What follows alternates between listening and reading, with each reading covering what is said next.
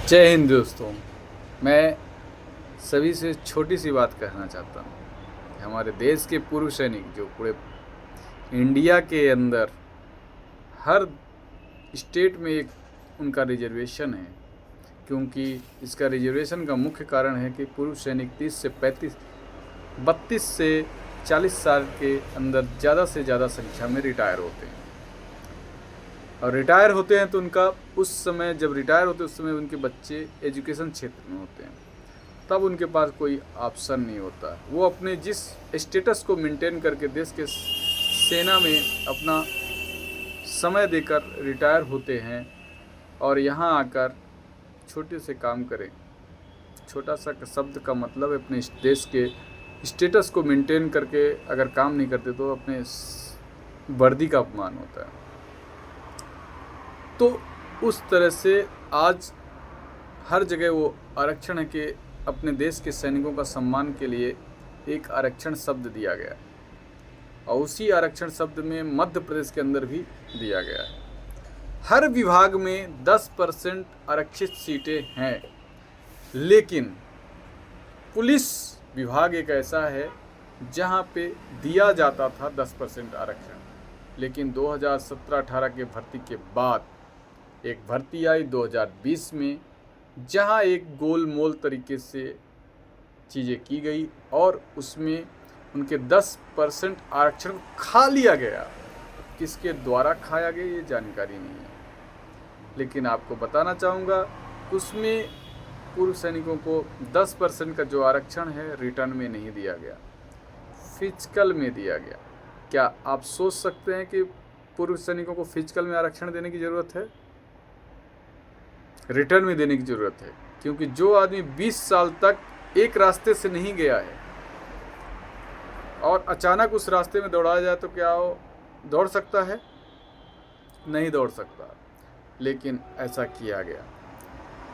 आप फिजिकल में उनका टेस्ट लेना था, या तो उनका 10% का आरक्षण है तो उनके आरक्षण कैटेगरी में बहुत सारे पूर्व सैनिक, हर पूरे स्टेट में ऐसा होता है कि उनका अलग कैटेगरी, उनकी अलग मेरिट बनती है, तो उस मेरिट में जो सेलेक्ट होते तो वो होते, लेकिन नहीं, ऐसा नहीं किया गया।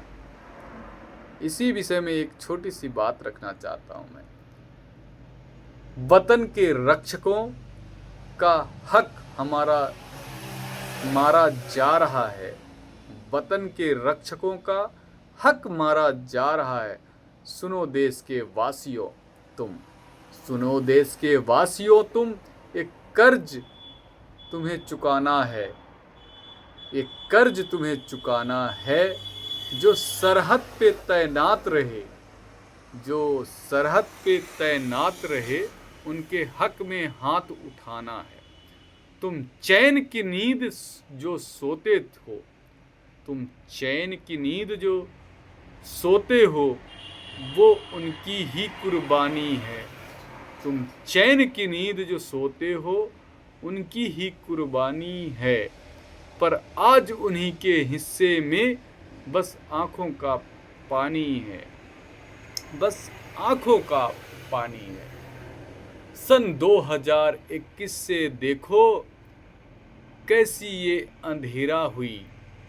सैनिकों की भीतर के नाम पर, सैनिकों के भर्ती के नाम पर कितनी बड़ी हेरा फेरी हुई, कितनी बड़ी हेरा फेरी हुई। 10% का हक था जिनको, वो गैरों में बांटा गया। 10% का हक था जिनको, वो गैरों में बांटा गया। रक्षकों के सीने पर, रक्षकों के ही सीने पर अन्याय का खंजर गाड़ा गया। पिछले 2021 से अभी तक की लगभग भर्तियों में 31 से 3300 वैकेंसियों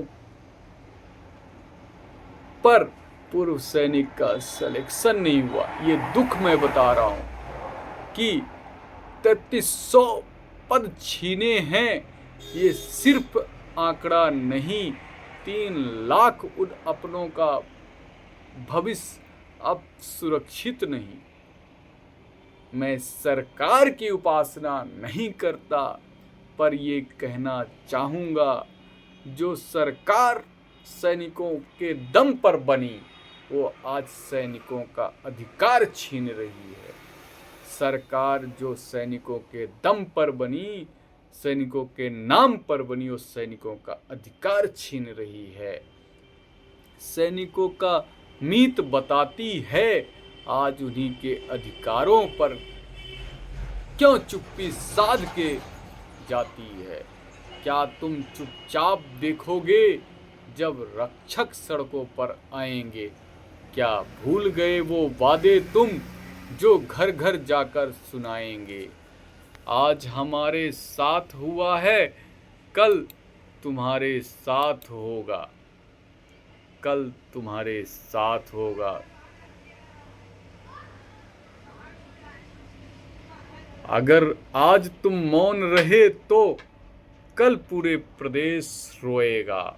उठो, साथ दो उन वीरों का जो सीमा छोड़ अब आए हैं, जो हक की खातिर अपनों की चौखट पर अलग जगाए हैं।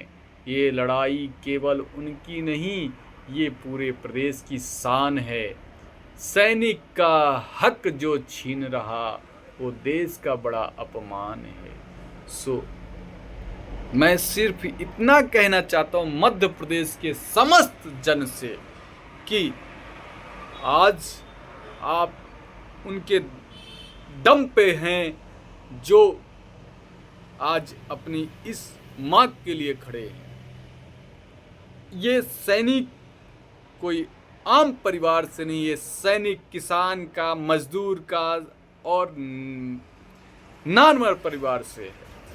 अगर माने तो एक गांव से ही पूरा सैनिक है, हर गांव से सैनिक है, हर मजदूर परिवार से सैनिक है, मिडिल परिवार के सैनिक है, निम्न परिवार के से सैनिक है। तो मैं सिर्फ ये कहना चाहता हूँ कि जागिए, अपने हक को पहचानिए और सैनिकों की मदद करिए। और साथ ही उन सैनिकों से मैं स्पष्ट रूप से कहना चाहता हूँ, अपने हक को पहचानो। और अगर आपके अंदर क्षमता नहीं है तो कम से कम जो इसकी आवाज़ उठा रहा है तो उसकी बात को आगे रखें, शेयर करें, लाइक करें, कमेंट करें। जय हिंद, राम राम।